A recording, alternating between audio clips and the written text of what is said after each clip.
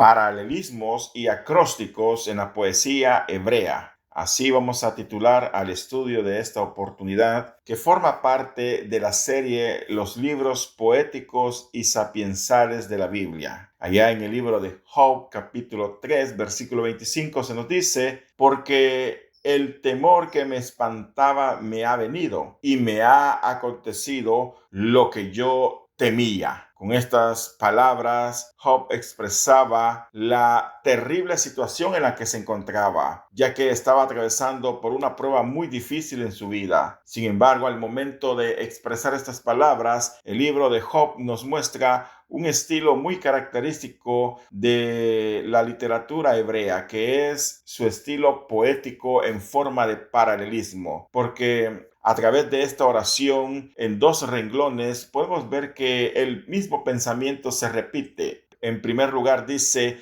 porque el temor que me espantaba me ha venido. Y luego vuelve a repetir casi la misma idea, pero en palabras diferentes, ya que continúa diciendo: me ha acontecido lo que yo temía. Y este estilo, que para algunos pudiese ser redundante, realmente es un estilo característico de la poesía hebrea que se conoce como paralelismo. Y en esta oportunidad vamos a iniciar el estudio acerca de las características de la poesía hebrea, considerando los paralelismos y los acrósticos. Y para recordar un poco acerca de los diferentes temas que hemos considerado, hemos estado estudiando las características de la poesía hebrea. En primer lugar, dijimos que la poesía hebrea se caracteriza por el uso del lenguaje figurado. En ello se hace uso de metáforas, símil, prosopopeyas, entre otros tropos, que de alguna manera vienen a embellecer el lenguaje poético y la transmisión de ideas por parte del poeta. Luego dijimos que este lenguaje posee una alta expresión emocional y creatividad literaria al momento de plasmar dichos pensamientos. También hablamos un poco acerca de cómo la poesía hebrea se divide, y decíamos que la poesía hebrea está dividida en estrofas, renglones y stitch o colas. Ahora nos toca hablar un poco acerca de lo que son los paralelismos y los acrósticos, que son otra característica de la poesía hebrea.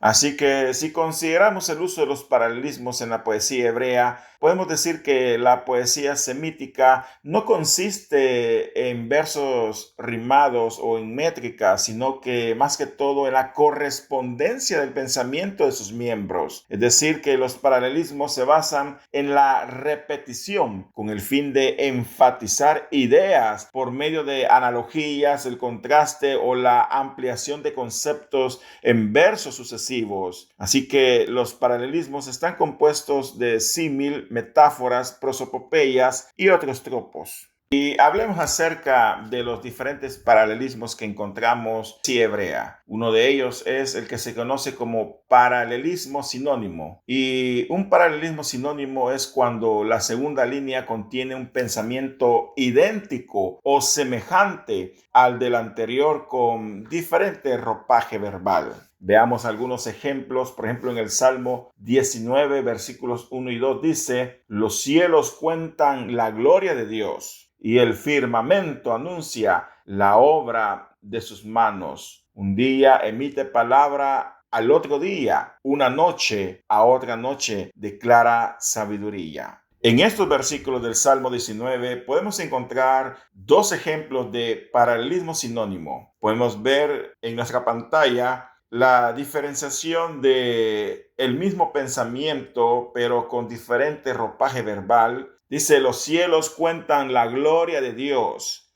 He ahí el primer pensamiento, pero a continuación dice: y el firmamento anuncia la obra de sus manos. Si nos damos cuenta, un pensamiento corresponde de manera sinónima al otro. Y luego el versículo 2 posee otra oración que también posee un paralelismo sinónimo. Dice: un día emite palabra a otro día. Ese es el primer pensamiento. Y a continuación el segundo emite la misma idea, pero con diferentes palabras. Una noche a otra noche declara sabiduría. Así que aquí podemos ver un ejemplo muy claro de lo que es un paralelismo sinónimo. Pero veamos otro ejemplo.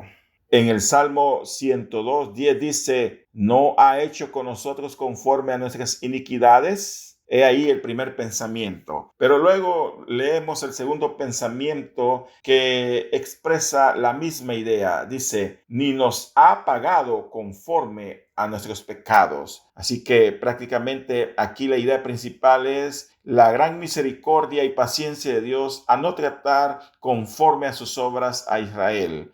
Veamos el último ejemplo en Proverbios capítulo 6, versículo 2. Dice la primera estrofa, te ha enlazado con las palabras de tu boca. He ahí la primera oración, pero la segunda corresponde a un pensamiento sinónimo, solo que con palabras diferentes, ya que dice, y has quedado preso en los dichos de tus labios. Así que podemos ver cómo de manera muy creativa el poeta, inspirado por el Espíritu Santo, utiliza esta correspondencia de pensamientos idénticos de una oración a otra para expresar la misma idea. Y esta es una característica de la poesía hebrea. Si nos damos cuenta, es prácticamente una repetición del mismo pensamiento, pero con diferentes palabras o ropaje verbal.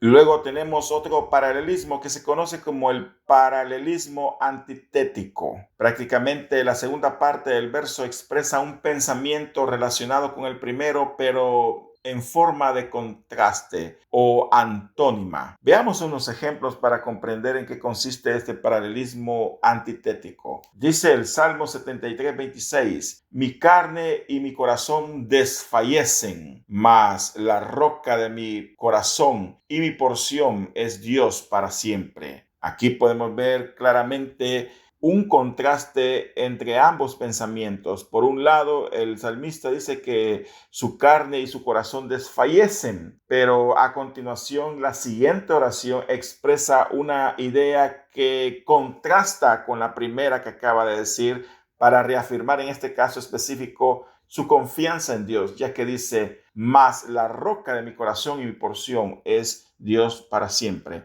Así que aquí vemos un ejemplo de paralelismo antitético, donde la segunda frase contrasta o se corresponde de manera antitética con la primera. Luego tenemos otro ejemplo en Proverbios 14:34 que dice, la justicia engrandece a la nación, mas el pecado es afrenta a las naciones. Aquí tenemos otro ejemplo muy claro de un paralelismo antitético. La primera frase dice, la justicia engrandece a la nación, pero luego contrasta la idea diciendo, mas el pecado afrenta a las naciones, para dar a entender a sus lectores que definitivamente la nación que se rige en justicia será engrandecida, pero si decide llevar el camino del pecado, eso solo será afrenta y sufrimiento para ellos. Leamos otro ejemplo de este tipo de paralelismo antitético en Proverbios capítulo 15, versículo 2. Dice, la lengua de los sabios adorna la sabiduría, mas la boca de los necios hablará sandeces. Aquí podemos ver un claro contraste entre los labios de los sabios que adornan la sabiduría versus la boca de los necios que habla sandeces. Así que este es un claro ejemplo de paralelismo antitético en la Biblia. Y bueno, también nuestro Señor Jesucristo usó paralelismos antitéticos, porque allá en Mateo capítulo 28, versículo 20, él dijo, las zorras tienen sus guaridas y las aves del cielo nidos, mas el Hijo del Hombre no tiene dónde recostar su cabeza. Con estas palabras, el Señor estaba expresando que aquellos que habrían de seguirlo tenían que tener muy claro que les esperaba ciertas dificultades y limitaciones como consecuencia de ser sus discípulos. Pero para expresarlo de una manera muy peculiar, nuestro Señor Jesús utiliza un paralelismo antitético y lo contrasta en un sentido donde él dice que mejor las zorras y las aves tienen guaridas y nidos, mas el Hijo del Hombre, es decir, él, nuestro Señor Jesucristo no tenía ni siquiera dónde recostar su cabeza, porque Él nunca tuvo una casa o una propiedad. Así que estos son algunos ejemplos de paralelismos antitéticos, donde la segunda parte del verso expresa un pensamiento relacionado con el primero, pero en forma de antítesis o en forma de contraste. Así que esta es otra característica de la poesía hebrea, el uso de paralelismos antitéticos. Luego, si continuamos considerando los diferentes paralelismos que podemos encontrar en la literatura poética de la Biblia, llegamos a lo que se conoce como el paralelismo sintético. En este caso, la segunda línea del verso añade un pensamiento a la primera como para complementarla, aumentarla o intensificarla. Los dos versos pueden tener una relación de causa-efecto, premisa a conclusión o proposición y suplemento. Veamos algunos ejemplos. Allá en el Salmo capítulo 24, versículo 3 al 4 dice: ¿Quién subirá al monte de Jehová? ¿Y quién estará en su lugar santo? El limpio de manos y puro de corazón, el que no ha elevado su alma a cosas vanas, ni jurado con engaño. En este caso podemos ver un ejemplo de paralelismo sintético, donde prácticamente el segundo verso está añadiendo la respuesta en forma de conclusión de quién realmente será aquel que podrá subir al lugar santo y habitar delante de Dios. Así que de esta manera el Salmo 24, capítulos 3 al 4 nos ofrecen un buen ejemplo de paralelismo sintético. Pero veamos otro ejemplo en Proverbios capítulo 26, versículo 5. Este dice: responde al necio como merece su necedad, para que no se estime sabio en su propia opinión. En este caso, el segundo verso corresponde al primero como una especie de suplemento a la proposición que se está haciendo en el primer verso. Así que estos serían dos ejemplos de paralelismos sintéticos que podemos encontrar en la Biblia. Ahora, si continuamos estudiando los diferentes tipos de paralelismos que encontramos en la Biblia, llegamos a lo que se conoce como el paralelismo climático o escalonado. En este caso es un vigoroso tipo de paralelismo sintético en el cual se repiten y se vuelven a usar una palabra o frase clave o varias palabras hasta que se complementa el pensamiento al final del prolongado paralelismo. Una línea tras otra va complementándose hasta lograr un clímax o dar un resumen. Veamos algunos ejemplos en la Biblia. Leamos Habacuc capítulo 3, los versículos 17 al 18 que dice: aunque la higuera no florezca, ni en las vides haya fruto, aunque falte el producto del olivo, y los labradores no den mantenimiento, y las ovejas sean quitadas de la majada, y no haya vacas en los corrales, con todo yo me alegraré en Jehová, y me gozaré en el Dios de mi salvación. Aquí podemos encontrar en este libro profético un buen ejemplo de un paralelismo escalonado, donde prácticamente la idea se va desarrollando a través de varias palabras que tienen como propósito llegar al clímax que el profeta quiere transmitir. Y este clímax es la idea de que aunque todo faltase en la vida, su confianza estaba puesta en Jehová, Dios de su salvación.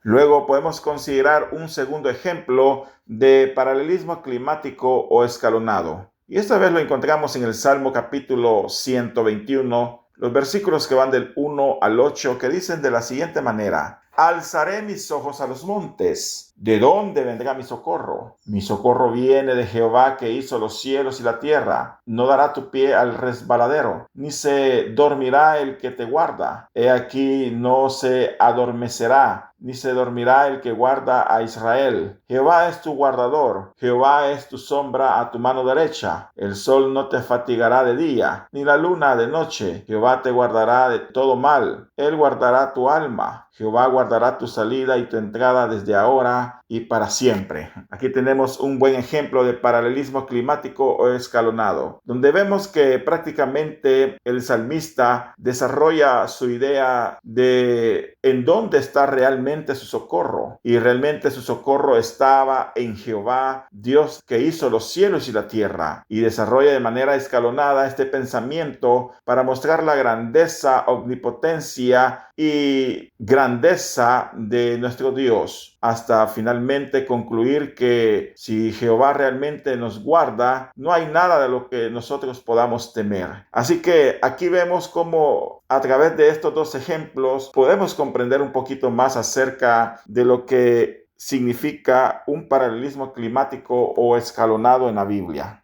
Luego podemos encontrar otro ejemplo de paralelismo climático o escalonado allá en Mateo capítulo 5, versículos que van del 21 al 26. En esta ocasión son palabras de enseñanza que nuestro Jesús dirigió a una audiencia en el Sermón del Monte. Dice Mateo capítulo 5, versículos 21 al 26. Oísteis que fue dicho a los antiguos, no matarás, y cualquiera que matare será culpable de juicio. Pero yo os digo que cualquiera que se enoje contra su hermano será culpable de juicio, y cualquiera que diga necio a su hermano será culpable ante el concilio, y cualquiera que le diga fatuo quedará expuesto al infierno de fuego. En este caso podemos ver un buen ejemplo de un paralelismo climático. En esta ocasión nuestro Señor Jesucristo quiere enfatizar que tan culpable de juicio como es el que asesina, lo es también aquel que se enoja en contra de su hermano. Y por eso él presenta este paralelismo. Él dice, oísteis que fue dicho a los antiguos, no matarás, y cualquiera que matare será culpable de juicio, y ciertamente así era. Pero viene Jesús y les dice, pero yo os digo que cualquiera que se enoje contra su hermano será culpable de juicio. En este caso específico,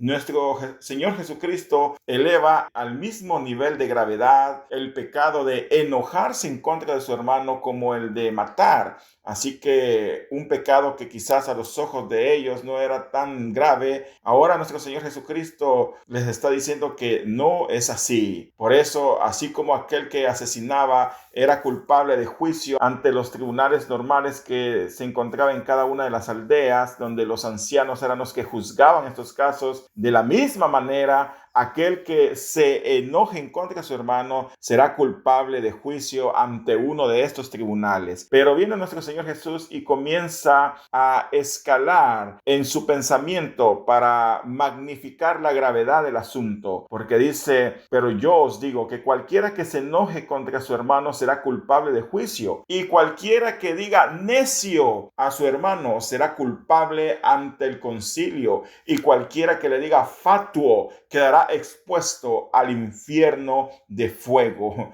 Con estas palabras podemos ver que de alguna manera el mismo pensamiento se va repitiendo, sin embargo va intensificando el clímax de sus palabras hasta llevarlo a una conclusión absoluta de que definitivamente el enojarse en contra de su hermano es un pecado tan grave como el homicidio. Y podemos ver esta intensificación de sus palabras en los adjetivos que utiliza en contra de aquel que se enoja contra su hermano, porque en primer lugar dice aquel que se enoje contra su hermano, pero luego le sube la intensidad de la situación al decir cualquiera que le diga necio, es decir, ya no solo está enojado contra su hermano, sino que también ya profiere palabras de ofensa y le dice necio, pero más adelante dice y cualquiera que le diga fatuo. Fatuo significa tonto y es una expresión de ofensa mucho mayor que necio, así que vemos cómo la intensidad de lo que el enojo en contra de su hermano produce se va cumpliendo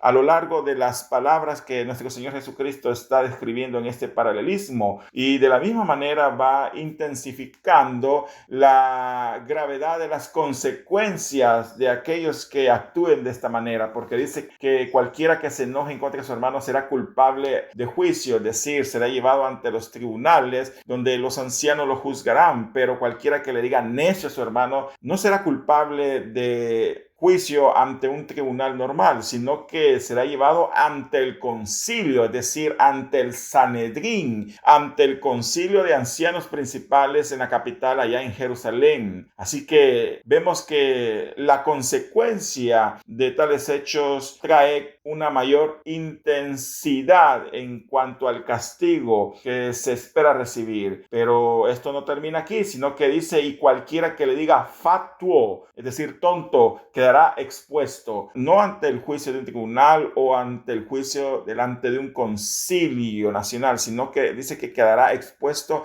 al infierno de fuego. Y con esto nuestro Señor Jesucristo muestra la gravedad de enojarse en contra de su hermano, un pecado tan terrible y tan grave como lo es el pecado de matar. Así que por medio de este ejemplo podemos ver cómo nuestro Señor Jesucristo utilizó este paralelismo climático o paralelismo escalonado, como también se le conoce, para darnos a conocer esta maravillosa enseñanza en cuanto a la gravedad que trae el enojarse en contra de nuestro hermano. Así que este es otro ejemplo más que podemos citar en las Sagradas Escrituras acerca de este tipo de paralelismo.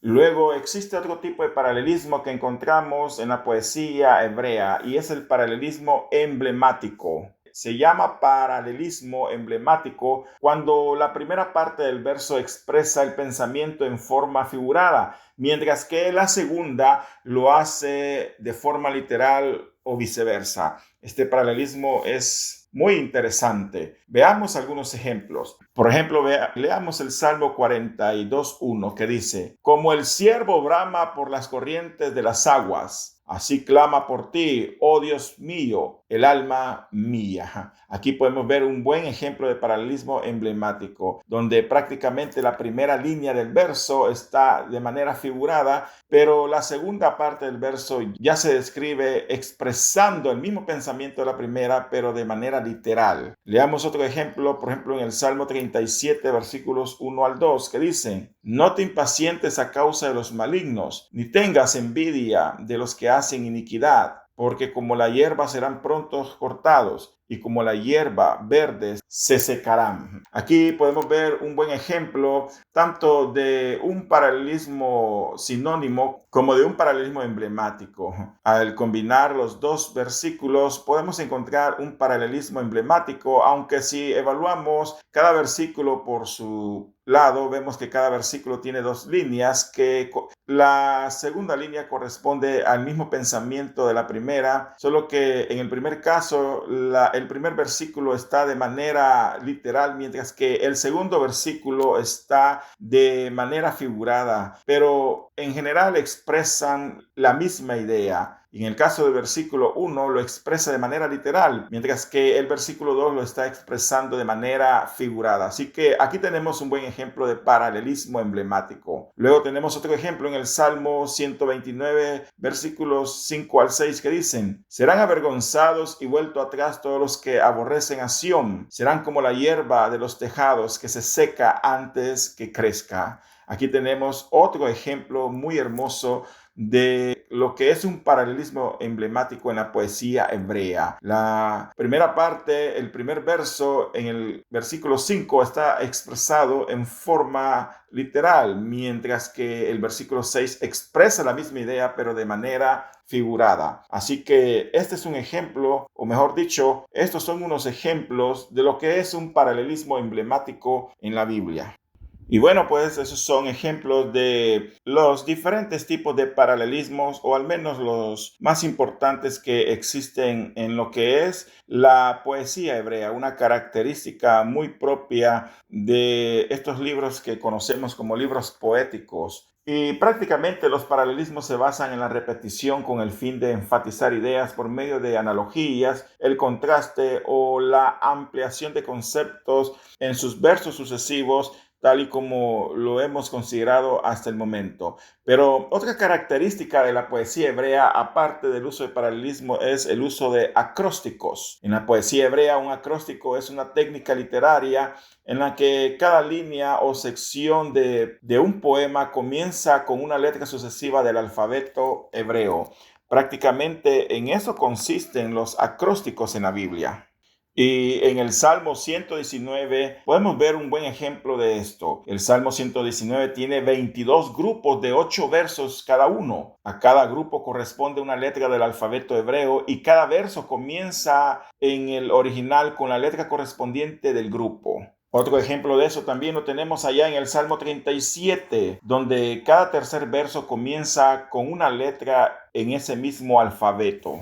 Y de igual manera, en el libro de Lamentaciones encontramos otro ejemplo notable de la composición acróstica. Cada uno de los 5 capítulos de Lamentaciones es un ejemplo muy perfecto de esto. Es un verdadero acróstico que encontramos en el libro de Lamentaciones.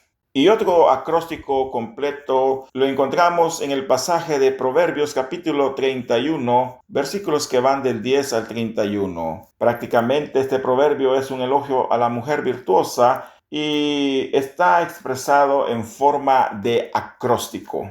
Y bueno, pues tratemos de ver un ejemplo de acróstico en el Salmo 119. Todo el Salmo es un acróstico completo. Como ya dijimos, el Salmo 119, que es el capítulo más grande de la Biblia, tiene 22 grupos de estrofas y cada estrofa está compuesta por 8 versículos. Así que el Salmo 119 tiene un total de 22 grupos de estrofas de 8 versos cada uno. A cada grupo le corresponde la letra del alfabeto hebreo y cada verso comienza en el original con la letra que corresponde a dicho alfabeto. Y aquí podemos ver unos ejemplos de esto. Esto es un ejemplo de una Biblia interlineal donde podemos ver arriba las letras en hebreo y abajo la traducción que equivale a dicha oración. Allá en el Salmo 119:1 podemos ver que la primera línea de este versículo 1 comienza con la letra Aleph y así sucesivamente. Si pudiésemos ver en el hebreo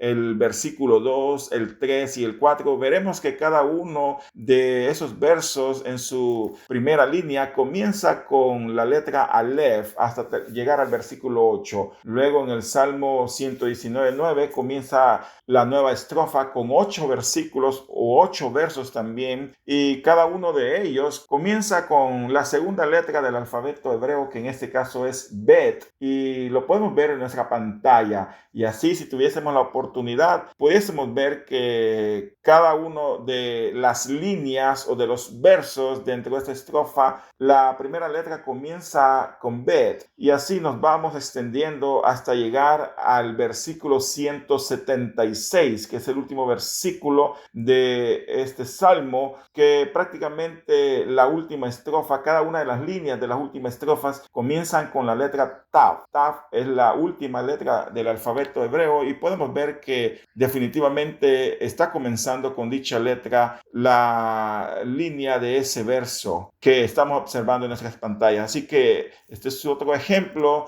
del uso de los acrósticos en la poesía hebrea. Y de esta manera podemos entender que prácticamente la poesía hebrea se caracteriza no tanto por la rima o la métrica, sino que se caracteriza por el uso de paralelismos, por el uso de acrósticos, como hemos visto en esta ocasión, y también, como ya lo vimos en otras ocasiones, en otros estudios, también los poemas en la literatura hebrea se dividen en estrofas, renglones. También se caracteriza por el uso del lenguaje figurado como metáforas, símil, prosopopeyas, entre otros tropos, y tenemos una expresión emocional y creatividad literaria que distingue definitivamente a la poesía hebrea y la convierte en una joya literaria, que no solo es una joya literaria, sino que son libros que han sido inspirados por Dios y que nos bendicen y nos edifican